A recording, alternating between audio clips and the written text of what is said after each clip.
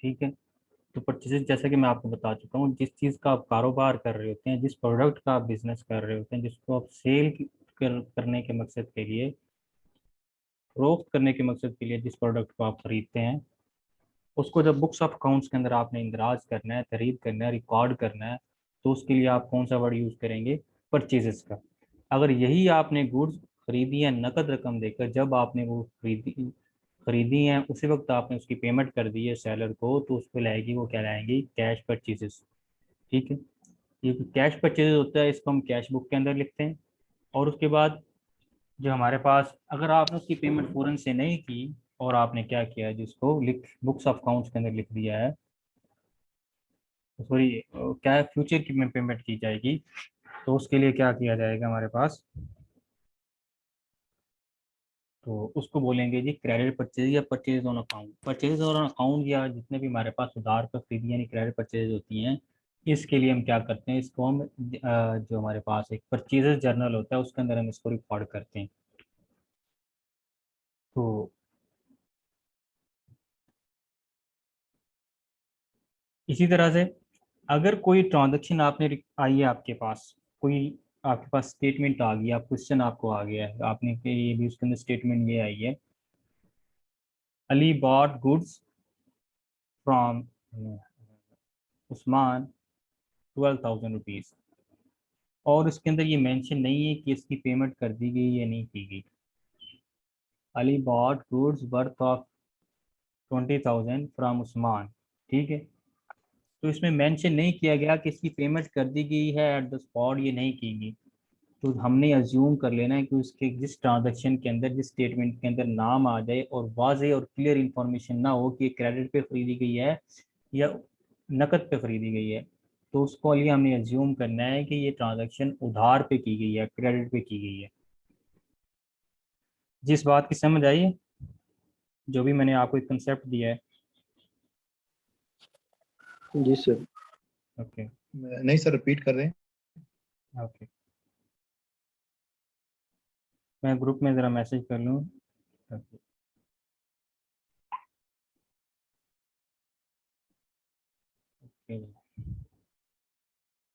कुछ स्टूडेंट्स अभी नहीं आ सके, वो भी आ जाए। तो ऐसा है कि अगर एक ट्रांजैक्शन की जाए, जैसा कि हमारे पास ये बताया गया है एग्जाम्पल के तौर पे, A purchase goods from mister B for rupees 5,000 on 1 January 2005, and mister A agreed to make the payment of goods on 15 January 2005. Payment has not been made now on 1/1/2005, यानी यकम को आपको पेमेंट नहीं की गई। ठीक है। तो इसी तरह से अगर हम यहाँ पे ये लिखा होता आ जाता,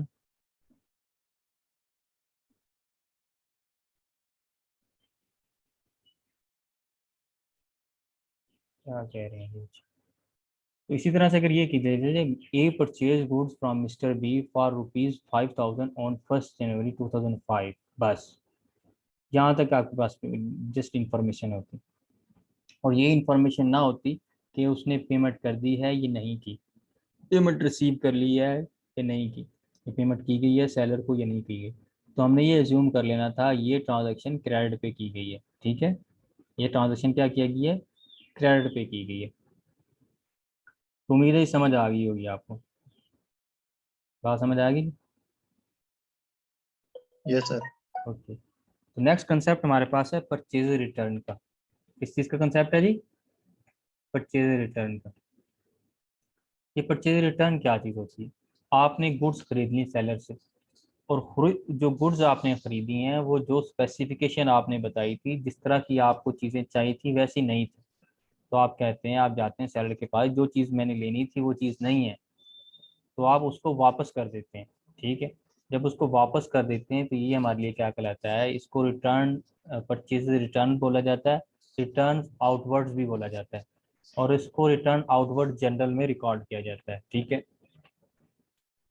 तो परचेज रिटर्न्स क्या होती हैं? जो चीज़ें आप खरीद चुके होते हैं, परचेज कर चुके होते हैं गुड्स को, वो जाके वापस कर देते हैं किसी भी वजह की बिना पर। ये भी हो सकता है वो जो आपने रिक्वायर की थी, जितनी डिमांड की थी उससे ज़्यादा बेच दी, या फॉल्टी गुड्स थी, या जिस बिना पे ऊपर वो वापस कर देते हैं आपको, तो क्या कहते हैं? आपको ये रिटर्न आउटवर्ड्स कहलाते हैं। तो इसी तरह परचेज रिटर्न की सप्लायर के लिए purchase 100 sets from Lahore for rupees 10,000 saving the goods is found at radio of infinite quality, उनकी quality return of these 10 radio set the seller of purchase return. जी परचेज रिटर्न आउटवर्ड आ गया आप लोगों को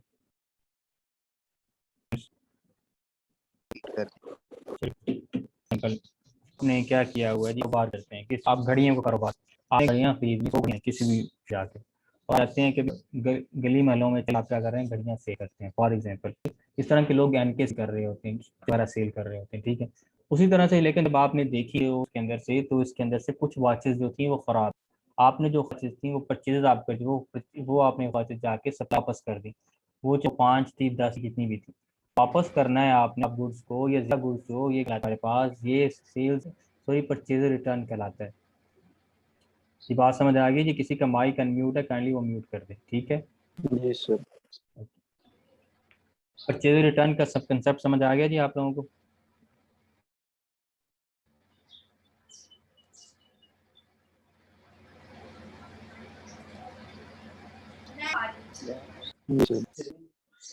हारिस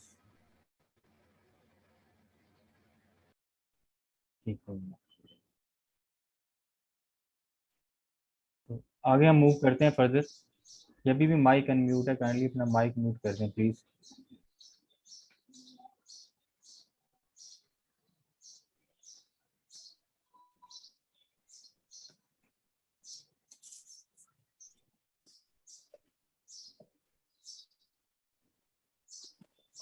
सर ये निशा का ये आई अनीसा थिंक काइंडली ना अपना, होने योग्य। अनीसा काइंडली अपना माइक म्यूट कर दें आप। माइक भी और कैमरा भी।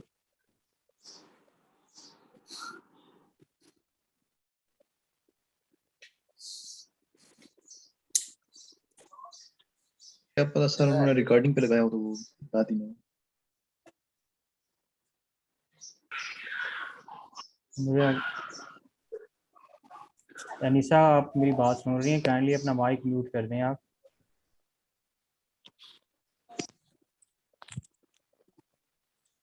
हो सकता है सर इन्होंने रिकॉर्डिंग पे लगाया है। रिकॉर्डिंग पे मैंने ऑलरेडी लगाया हुआ है, वो नहीं लगा सकते हैं।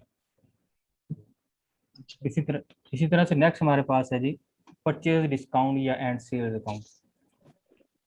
इसी तरह से जब कोई भी खरीदार दुकान से खरीदारी करता है, जब अपने सेलर से खरीदता है, तो जो खरीदार है जो बायर है वो जो उसको जो डिस्काउंट मिलता है खरीदने के ऊपर वो क्या कहलाता है, परचेज डिस्काउंट कहते हैं।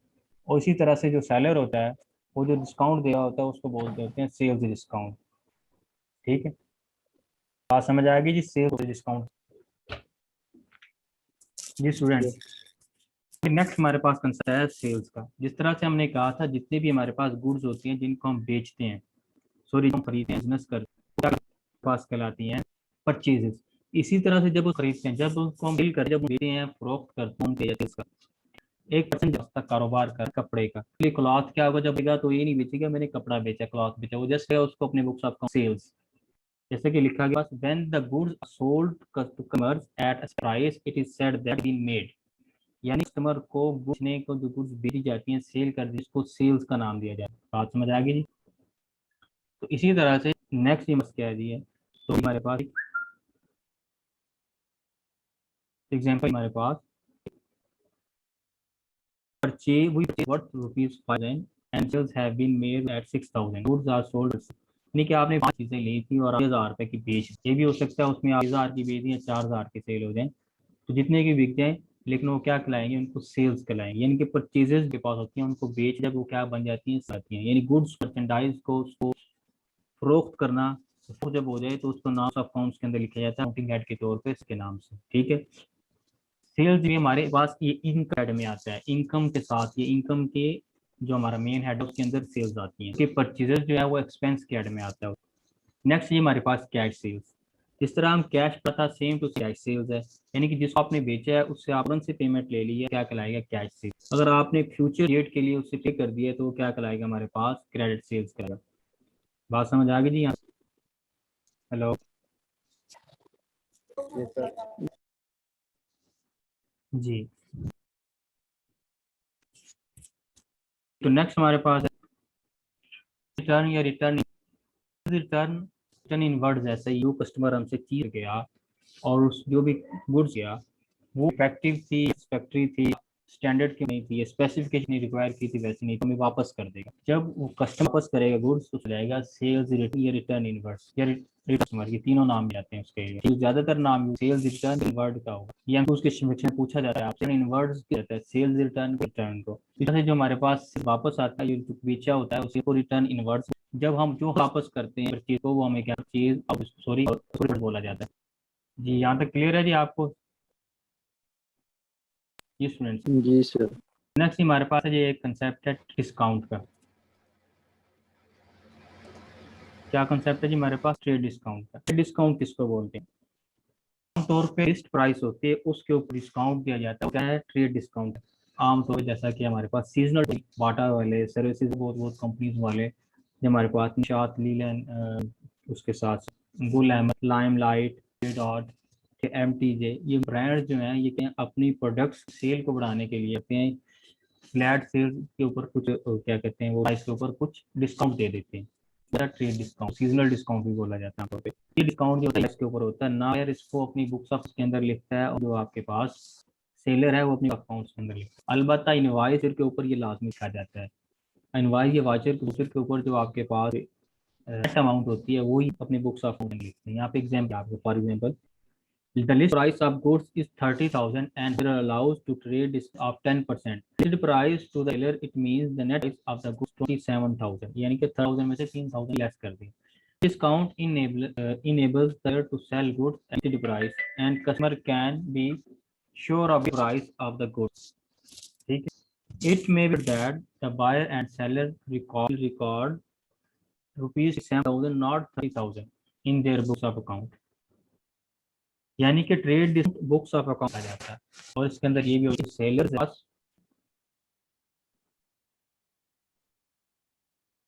क्या करता है जी आपके पास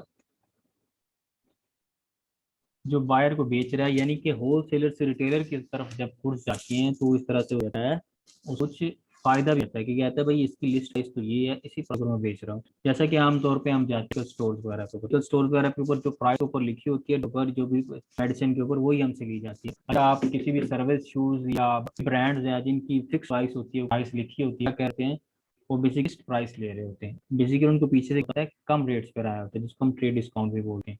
और समटाइम इसके अंदर ट्रेड डिस्काउंट समटाइम नहीं भी आता क्योंकि वो ऑलरेडी वो कम प्राइस के ऊपर मिल रही हैं और आगे से उन्होंने खुद रेट्स वगैरह प्रिंट किए हों, ये ट्रेड डिस्काउंट में नहीं आएगा। ये ट्रेड डिस्काउंट कॉन्सेप्ट क्लियर हो गया जी आप लोगों को? जी सर। डेटर्स या अकाउंट, अगर हम किसी पर्सन को उधार पे चीजें बेचेंगे, सोल्ड क्रेडिट उधार पे हम चीजें देंगे, credits are made to customer language हमारे पास आएंगे। Debtors are the customers whom have been sold on credit basis, यानी कि लोगों को चीजें बेची जाएं वो कहते हैं जी आपके डेटर्स कहलाते हैं। इनको रिसीवेबल भी बोला जाता है। अकाउंट रिसीवेबल एसेट होता है और हम इनको क्यों चीज उधार पे बेचते हैं कि ये इन फ्यूचर हमें जितनी भी चीजें हमने उधार बेची हैं इनकी प्राइस इनकी जो अमाउंट है वो हमें पे बैक करेंगे। वो sold goods A for ₹3,000 for to B for ₹2,000 and C for ₹4 credit basis. Amount receivable from them A, B and C are known as debts, and the three customers A, B, C are our debtors are account receivable. यानी कि जिन customers को आप उधार पे बेचते हैं वो क्या कहलाते हैं? डेटर्स कहते हैं। और उन कस्टमर्स ने जो पे करनी है वो उनके लिए क्या होता है? डेट होते हैं। और हम बोलते हैं जिसको अकाउंट रिसीवेबल बोला जाता है। इधर अकाउंट रिसीवेबल का कंसेप्ट क्लियर हो गया जी आप लोग? यस। ठीक है जी। तो नेक्स्ट हमारे पास है जी क्रेडिटर्स और अकाउंट्स पेएबल। इसी तरह से जिन लोगों से यानी सेलर से अगर हम उधार पे चीजें लें अकाउंट होंगे, ठीक है। जिस तरह क्या हुआ है जरा मैं आपके लिए पढ़ देता हूँ। When goods are purchased suppliers seller credit basis where it come to existence, यानी कि जब हम किसी सेलर से उधार चीजें लेते हैं तो क्या बनता है? क्रेडिटर बन जाता है। The persons from whom goods have been purchased on that basis, whom money is to in near future, जिस पर्सन से बिजनेस से हम उधार चीजें खरीदते हैं कि आपको नीचे के अंदर देंगे, वो क्या कहते हैं, कहलाते हैं। और जब पास इस तरह के पर्सन हैं उनके अकाउंट्स को नाम अकाउंट्स पेएबल के नाम से याद करते हैं। यानी कि अमन ने ये पेमेंट कुछ टाइम के बाद, कुछ दिन बाद हमने क्या करना होगा, पेमेंट पे करनी है। The person or business who will receive the money creditor, the person or the business who will pay the money. जी आप समझ, क्रेडिटर और डेटर की, यानी कि जो पर्सन पेमेंट करेगा वो क्या कहलाएगा, डेटर होगा। जो रिसीव करेगा वो क्रेडिटर कहलाएगा। ये स्टूडेंट इसकी समझ आ गई आप लोगों को? सर इन दोनों में फर्क क्या है? जो सर ये जो ऊपर वाला पॉइंट था, जी डेप्टर और क्रेडिटर, इन दोनों में क्रेडिटर, मेन डिफरेंस क्या है ये? मेन डिफरेंस क्या है? फॉर एग्जांपल आप बिजनेस कर रहे हैं, किस चीज का? आप बिजनेस कर रहे हैं लैपटॉप्स का, ठीक है। आपका कजन आता है आपकी शॉप के ऊपर, फॉर एग्जांपल आपका नाम क्या है जी, प्यारे भाई ने भी क्वेश्चन किया है। मोहम्मद अदनान। अदनान। जी हाँ, अदनान कजन है, इसका नाम रिजवान है, ठीक है। आपकी लैपटॉप की शॉप है, ठीक है। आप लैपटॉप हैं, कहता है जी भाई मेरे पास ये नहीं है, मुझे लैपटॉप दे दें। आप उस अपने कजन को लैपटॉप दें उधार करो, अपने खाते में लिख देते हैं, ठीक है। ये जो आपके लिए, ये जो आपका कजन रिजवान है जिसने लैपटॉप उधार पे खरीदा है, ये है डेटर, ठीक है। और आप क्या हैं जी, आप हैं क्रेडिटर। इसी तरह से आपने अभी पैसे ले डेटर से, यानी रिजवान से। रिजवान आपके क्या है, डेटर है, और आप रिजवान के लिए क्या है, क्रेडिटर्स हैं। इस तरह अगर हम उर्दू में बोलें तो क्रेडिटर जो होता है वो कर्ज खा होता है, कर्जा उसने लेना होता है, ठीक है। और डेटर जो होता है वो मकरूज होता है, उसने कर्जा वापस करना होता है, ठीक है। इसी तरह से जो पर्सन उधार पे बेचता है और फिर वो रकम लेता है वो क्रेडिटर होता है। जो उधार पे खरीदता है और बाद में पैसे अदा करता है वो डेटर होता है। ये समझ आ गई जी आप लोगों को? जी सर। ओके। अब ये चीज आपसे एमसीक्यूज की शक्ल में पूछी जाती है क्विज के अंदर, तो आपने इन चीजों के ऊपर फोकस करना है ख्याल से। आगे जी नेक्स्ट हमारे पास एक आ गया जी कैश डिस्काउंट का। कैश डिस्काउंट की टर्म्स आ गई। कैश डिस्काउंट क्या होता है? कैश डिस्काउंट ये होता है कि जब हम किसी भी चीज, जब खरीदो फरोख्त होती है, सेल एंड परचेज होती है, तो वाउचर या इनवॉइस के ऊपर चीजें मेंशन होती हैं। ये कैश डिस्काउंट हमेशा जो आप उधार पे चीज खरीद रहे होते हैं उसके बाद उसकी जो पेमेंट करते हैं उसके ऊपर आपको दिया जाता है। उसके ऊपर टर्म्स एंड कंडीशन होती हैं। ये आवाज आ रही है उनको? ये जरा आया था एक, चलिए ठीक हो गया। जी आ रही है सर। जी जी आ रही है। ओके। टर्म्स एंड कंडीशन क्या होती है? टर्म्स एंड कंडीशन ये होती हैं कि जो भी दिए जाए, कितनी अमाउंट दी जाएगी, जो इनवॉइस पे तय होता है कि आपने वो पेमेंट है जो आपने एक ट्रांजेक्शन किया उसकी पेमेंट 10 के अंदर अदा करनी है या 20 दिन अदा करनी है, ठीक है। वो सब कुछ ये क्या टर्म्स एंड कंडीशन कहलाता है। उसके साथ में भी दिया जाएगा कि अगर आप ये पेमेंट 20 दिन के अंदर अदा करनी है, अगर 20 दिन की अगर आप 10 दिन के अंदर अदा कर देंगे तो आप इतना डिस्काउंट दिया। तो ये जो कंडीशन लाई जाती है, तो इस कंडीशन की बेस पे जो आप डिस्काउंट दिया जाता है वो कैश डिस्काउंट कहलाता है। मैं आपको इसकी रीडिंग कर रहा हूँ। कहते इट इज अर्शन और allowance by a creditor to debtor, यानी कि जिसने जो उधार लिया हुआ है, कस्टमर ने उधार ली है, उस सेलर यानी क्रेडिट डिडक्शन देता है। इफ दिया जाए उसको क्या किया जाएगा, डिस्काउंट के पास कैश डिस्काउंट कहलाता है। It is a reduction.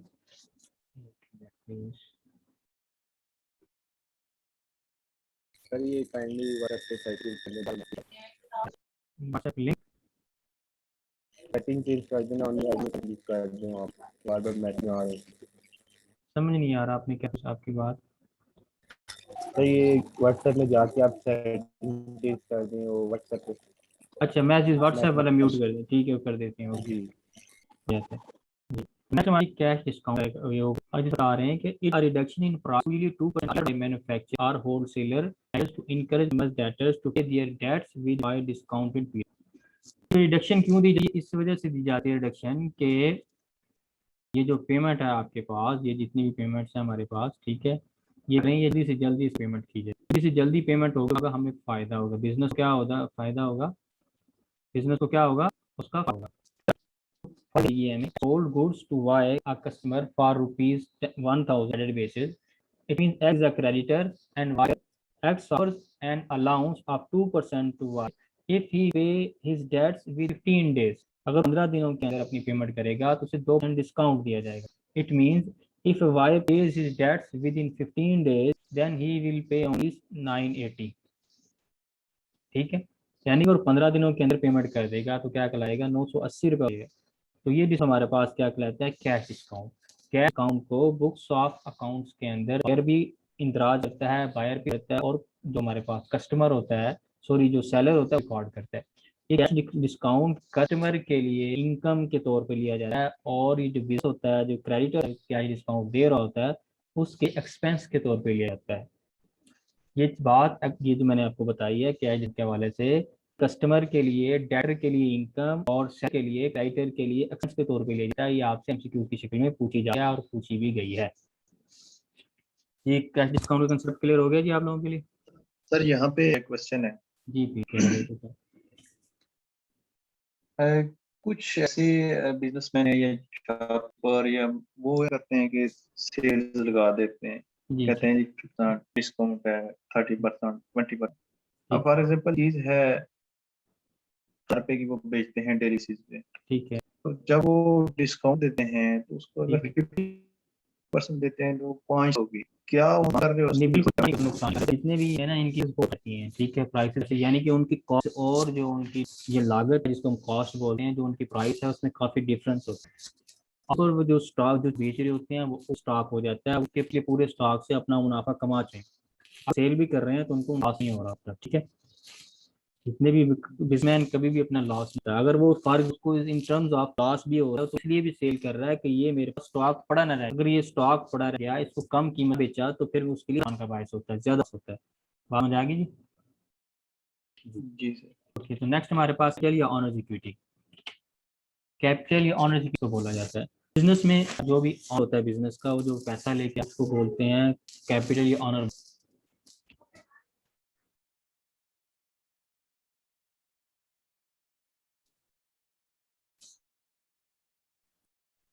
तो इसी तो इनको किस तरह से हम याद कर सकते हैं, किस तरह से बताया कि कहते हैं अंडरस्टैंड हम recall the business and entity are separate from owner or owner. Equities means the source of fund provided to start operate business entity. Now the question fund supplied the owner, यानी कि जो लोग business का मालिक हैं, ये मालिक होते हैं, वो जो बिजनेस कराते हैं क्या कहलाते हैं, वो इक्विटी या कैपिटल कहलाते हैं। Fund supplied by other parties like, ये भी हमारे पास क्या करें सोर्सेज ऑफ इनकम, लेकिन ये किसमें कैपिटल या ऑनर्स इक्विटी का पार्ट नहीं होगा। Capital is the our money is borrowed by a business owners। ये जो आपको क्वेश्चंस दी गई सर ये प्लीज सही सर है कि इन हैज नो लॉन्ग मेरा नो लॉन्ग लिमिट आ रहा है, टाइम कंप्लीट हो गया इस तरह का रहा है। टाइम कंप्लीट, अभी टाइम कंप्लीट तो हुआ नहीं फिलहाल। नहीं हो रहा, कह रहे मीटिंग ऐसा कुछ नहीं हो रहा मेरे पास। जी सर आप बताना चाहिए। तो देखिए क्या चीज़ है जी, capital. Capital are money is worth borrowed by a business unit from its own और ऑनर्स। बिजनेस जो पैसा अपने मालिकान लिया है कहलाएगा कैपिटल कहलाएगा। तो आपने ये सादा पाना ज़हन में रखें, बिजनेस में जो ऑनर्स इन्वेस्ट करते हो क्या कहलाता है हमारे पास, वो कैपिटल कहता है। तो फिलहाल ये इतना ही, ये ध्यान में रखने के लिए हम आगे ये कैपिटल की ऑनर्स इक्विटी का जी आप लोगों को सैंपल दिया गया है जी। Miss started a business rupees 10,000, out 1,000 rupees 7,000 have been by the owner X and 3,000 have been by the bank. Now equity total of the business is rupees 1,000, the owner's equity cap of the business is 6,000। Sorry ये मैं पहले 10,000 पढ़ गया, 100,000 है। ठीक है, तो क्या आ रहा है जी, इस तरह एग्जाम्पल में उनको समझाया गया, बताया कि 1 लाख उसने बिजनेस शुरू किया, लेकिन उसमें से 70,000 का उसका अपना का उसने एक बैंक से लिया। ये जो 70,000 है उसका है, वो क्या रहेगा आपका, वो क्या ये ऑनर्स इक्विटी। 70,000 30 यानी 30,000 1 लाख रुपया इक्विटी कहलाएगा। ये बात समझ आई, इक्विटी उस चीज की। जी सर। नेक्स्ट हमारे पास है ये, उसके बाद नेक्स्ट हमारे पास एसेट। एसेट क्या होता है, बेसिकली एसेट्स आप इकोनॉमिक रिसोर्सेज हैं, इकोनॉमिक जिनके साथ आप बिजनेस के आप पैसा कमा सके, जिनको आप इस्तेमाल करते हुए। तो इनकी डेफिनेशन हम देखते हैं क्या है। Assets are the economic resources having certain value owned by on a particular date and expected to be in the future of the business। के चीजें जिनकी कोई वैल्यू होती है और वो बिजनेस के अपने में काम है और उससे वो क्या बेनिफिट देते हैं, रेवेन्यू जनरेट करते हैं, वो आपके पास एसेट्स कहलाते हैं। Assets are the properties and positions of a business, both tangible है physical and invisible have no physical existence. अब यहाँ पे दो बात आ गई नेक्स्ट टेक्निक के अंदर। Assets are the end possession के पहले में हमारे पास हमने ओन्ड बाय बिजनेस की मलकियत में होनी चाहिए। यहाँ पे क्या हमें बताया रहा है, ये भी हो सकता है बिजनेस वो प्रॉपर्टीज बिजनेस की पोजेशन में हो, बिजनेस के कब्जे में हो, उनकी ना हो, ठीक है। ये भी हो सकता है वो फिजिकल एग्जिस्टेंस वाली यानी कि फिक्स एसेट्स हो, यानी कि उनकी फिजिकल एग्जिस्टेंस हो, जैसे कि क्लास होता है, कोई पेटेंट राइट्स होते हैं, ये क्या क्लास ये भी एसेट्स में आते हैं। डेफिनेशन में क्या किया जाता है, assets are the things having certain value by a business and receivable by business on a particular day.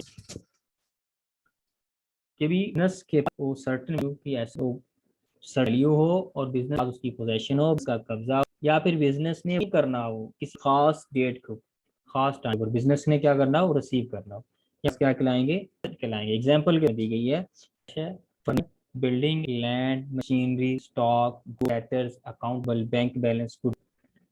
जो एसेट है, एसेट हमारे लिए मेन हेड है, मेन अकाउंटिंग हेड उसको बोला जाता है। हम आगे पढ़ेंगे अकाउंटिंग। हमने एसेट्स जिस एसेट होगा उसके नेम से हमने उसको रिकॉर्ड बुक्स ऑफ अकाउंट्स के अंदर, बुक्स ऑफ अकाउंट से जो रिकॉर्ड करना होगा, ये जो उसका ये अकाउंट कहलाता है। जिस तरह कैश को कैश के नेम से हम करेंगे तो क्या कहलाएगा, ये हेड कहलाएगा। फर्नीचर हमारे लिए फर्नीचर को फर्नीचर रिकॉर्ड किया जाएगा तो नेम क्या कहलाएगा हमारे लिए, हेड कहलाएगा। आगे जी हमारे पास ये एसेट्स क्या चाहिए हमारे पास सर, इसमें जो डेफिनेशन में आ रहा है टेंजिबल टेबल वो होता है जिनकी फिजिकल एग्जिस्टेंस होती है। जिस तरह किसी चीज को 5 हिस्से जितने भी 5 सेंसेस आप उनको चेक कर सकते हैं। आप अपनी आंखों से आप उसका जायका कर सकते हैं, या आपके पास ठीक है, और उसको आप क्या कर सकते हैं, छू सकते हैं, आप नाक से सकते हैं, ठीक। ये चीजें क्या, ये सेंसेस है हमारे पास। तो जिन चीजों की एग्जिस्टेंस होगी वो हमारे लाएंगे, वो फिक्स है यानी कि टेंजिबल है। और जिनकी एग्जिस्टेंस नहीं होती, फॉर एग्जाम्पल आपका गुडविल है, आपका नहीं, आपका ट्रेडमार्क है, ठीक है, ये चीजें इनकी एग्जिस्टेंस नहीं है, ये लोगों के जिक्र के अंदर है, वैसे भी इसकी कोई वजूद नहीं, इसको आप छू सकते हैं, इसको आप देख सकते हैं। बात समझ आ गई जी। जैसे कि सॉफ्टवेयर है, सॉफ्टवेयर को देखा जा सकता है, नहीं देखा जा सकता, छुआ जा सकता है, बल्कि एक आपके अंदर है, ये भी एक एसेट है जो भी सॉफ्टवेयर है, ठीक है। तो इसी तरह वो जो एसेट है वो टेंजिबल भी हो सकते हैं, वो इनटेंजिबल भी हो सकते हैं, यानी कि जिनका मादी वजूद हो आपके पास हो सकता है, वजूद नहीं है वो भी हो सकते हैं। बात समझ आ गई जी। Yes sir. ओके, नेक्स्ट हमारे पास है लाइबिलिटीज। लाइबिलिटीज भी हमारे पास मेन हेड क्या एक दूसरा हेड है हमारे पास लाइबिलिटीज। लाइबिलिटीज क्या है जी, debt are the obligations of, जो बिजनेस ने उधार लिया होता है, जो कर्जा देना होता है, वो क्या है हमारे पास डेट है। क्या कहलाता है जी हमारे डेट्स कहलाता है। इसी तरह से जो बिजनेस के मालिक के आउटसाइड लोगों का पैसा बिजनेस के अंदर शामिल होता है, ये कि बिजनेस वो पास कराते हैं, वो liabilities names against of the business are known as liabilities. यानी कि लोग बिजनेस के क्या कर सकते हैं जी, एसेट्स के अगेंस्ट कर सकें, दावा कर सकें कि ये अगर फ्लॉप हो जाए, एंड हो जाए, शट डाउन, तो ये बिजनेस इनको इन्होंने अपनी तरह तो पहले आप कुछ और करें। तो बेसिकली ये इस तरह वॉइस की ब्रेक हो रही थी, समझ ब्रेक नहीं हो रही है, अभी ब्रेक हो रही है। नहीं, ये लाइबिलिटी मतलब समझ नहीं क्या अच्छा, definition है लाइबिलिटीज इसकी। बेसिकली आर यानी जिसके ऊपर जो कर्जा होता है लाइबिलिटीज कहलाती है। जो कुछ आपसे लोगों से उधार लिया है वो क्या कहलाता है, कर्जा कहलाता है, ठीक है, लाइबिलिटीज कहलाते हैं। तो इसी